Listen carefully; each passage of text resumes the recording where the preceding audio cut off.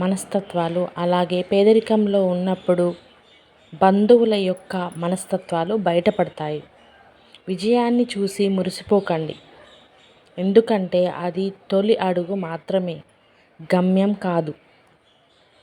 నువ్వు అందరినీ సంతోషపెట్టడం చాలా కష్టంతో కూడుకున్న పని, కానీ నువ్వు అందరితో సంతోషంగా ఉండటం చాలా సులువైన పని.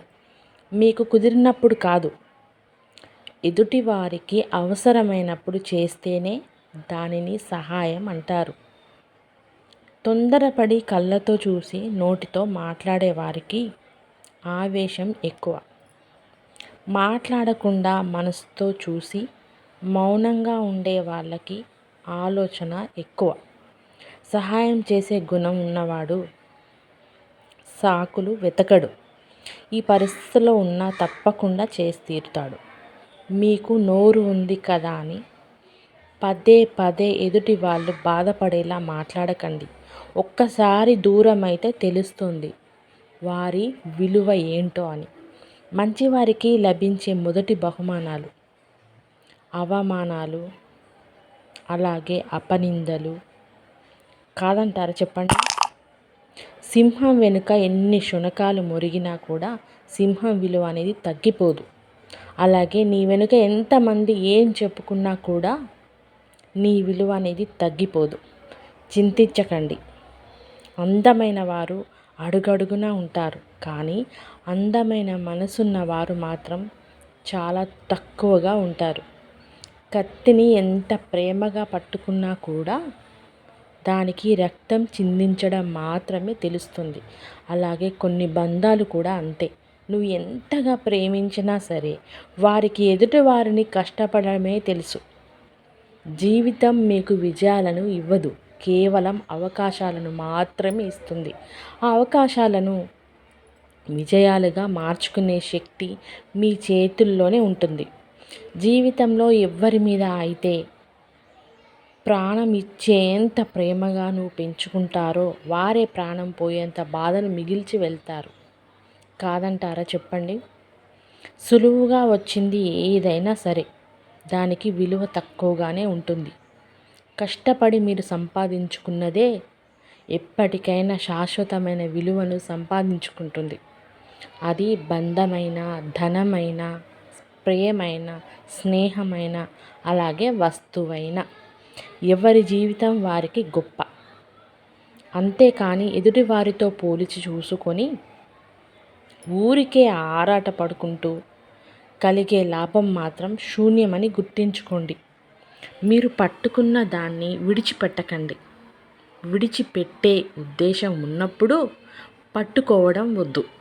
గుర్తుంచుకోండి, ఒక వ్యక్తి మనసును గాయపరచడానికి ఒక్క క్షణం చాలు, కానీ ఆ గాయపడిన మనసును గెలవాలి అంటే మాత్రం మీ జీవితకాలం సరిపోదు.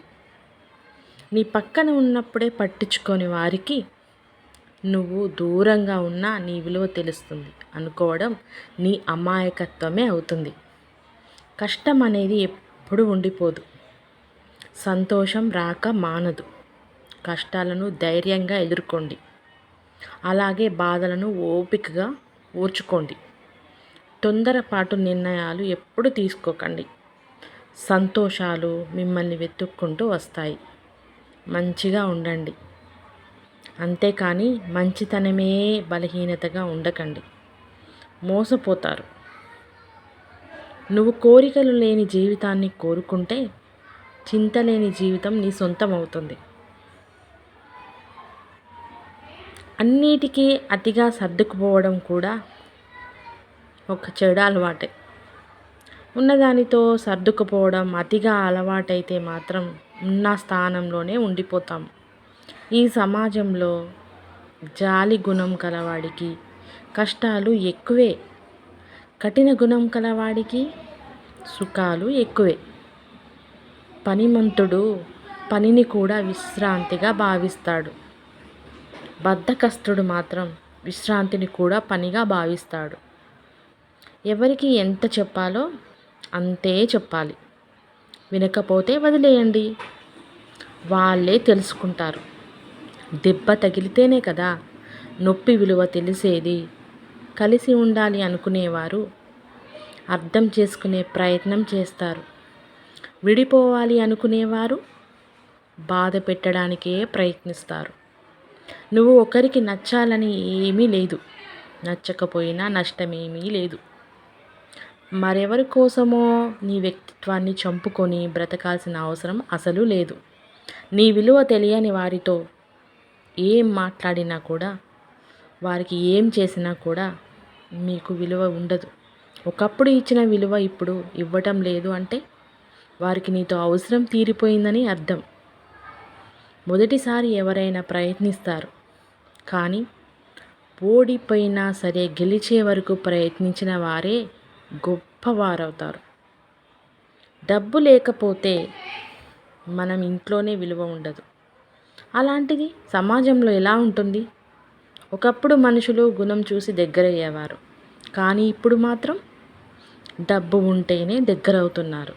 జీవితంలో సుఖం ఉండాలి అంటే ఈ 3 విషయాలను గుర్తుపెట్టుకొని ఉండాలి. జరిగిన దాన్ని మర్చిపోవాలి, జరుగుతున్న దాన్ని గమనించాలి, అలాగే జరగబోయేదానికి సిద్ధంగా ఉండాలి. అర్థమైందనుకుంటా. ఏం జరిగినా ఆలోచిస్తూ ఆగిపోకండి. ఏది జరిగినా అది మీ మంచికే జరుగుతుంది. మీరు గతంలో ఆగిపోకండి, ఎందుకంటే కాలం సాగిపోతూనే ఉంటుంది. నువ్వు చేసే పని నీకు ఇష్టమైనదే అయితే సాధ్యమైనంత వరకు ఎక్కువగా కష్టపడండి. ఎందుకంటే నేటి నీ ఇష్టం తప్పకుండా రేపటి నీ ఆనందానికి పునాది అవుతుంది.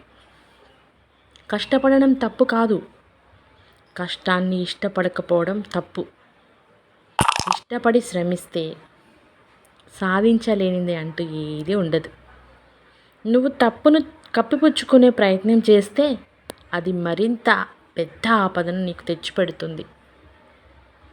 మన లక్ష్యం కోసం అలుగు పెరగకుండా శ్రమిస్తే నేడు కాకపోయినా కూడా మనకి విజయం దక్కుతుంది. నిరాశపడకండి. ఎదుటివారు మంచివారో చెడ్డవారో అని వేలెత్తి చూపించే హక్కు ఎవరికీ లేదు. ఎవరి జీవితం వారిది. నచ్చితే మాట్లాడు, లేదంటే వదిలే. అవసరం ఉన్నప్పుడే పలకరిస్తున్నారని ఎవ్వరి గురించి బాధపడకండి. వారు చీకట్లో ఉన్నప్పుడే వెలుగులా మీరు గుర్తుకు వస్తున్నారని సంతోషించండి. వినే ఓపిక లేని వాళ్ళు ఎప్పటికీ అజ్ఞానిగానే మిగిలిపోతారు. అలాగే చెప్పే ధైర్యం లేని వాళ్ళు ఎప్పటికీ పిరికి వాళ్ళుగానే ఉండిపోతారు. మన జీవితంలో అవసరానికి ఆదుకునేవారు ఉండరు, కానీ అవసరానికి వాడుకునేవారు మాత్రమే చాలామంది ఉంటారు. ఎక్కువగా ఆలోచించడం కూడా ఒక రకమైన మానసిక సమస్యే. దీనివల్ల అనారోగ్యం కలుగుతుందే తప్ప సమస్యకు పరిహారం మాత్రం దొరకదు. ఎక్కువ సమయం ఖాళీగా ఉండకుండా ఏదో ఒక పనిలో నిమగ్నం అవ్వండి. ఒక లక్ష్యాన్ని పెట్టుకోండి. నీ మనసులో ఆ లక్ష్యం తప్ప మరేది ఉండకూడదు. అప్పుడే మీరు కుదుట పడతారు. ఏ పని లేని వారికే ఎక్కువ ఆలోచనలు ఉన్నవారికే ఎక్కువ సమస్యలు గుర్తుంచుకోండి. ఎవరైనా మన కోసం ఎదురు చూస్తున్నారు అంటే అది మన బలం. మనం ఎవరి కోసమైనా ఎదురు చూస్తున్నాము అంటే అది మన బలహీనత. మన మనసుని ఎలా ఉంటుంది అంటే ఎదుటి వారికి కష్టం వస్తే చూసి తట్టుకోలేక మన దగ్గర ఉన్నదంతా మొత్తం ఇచ్చేస్తాం. అదే కష్టం మనకు వస్తే మాత్రం కనీసం పట్టించుకోకుండా చూసి చూడనట్టుగా వెళ్ళిపోతూ ఉంటారు.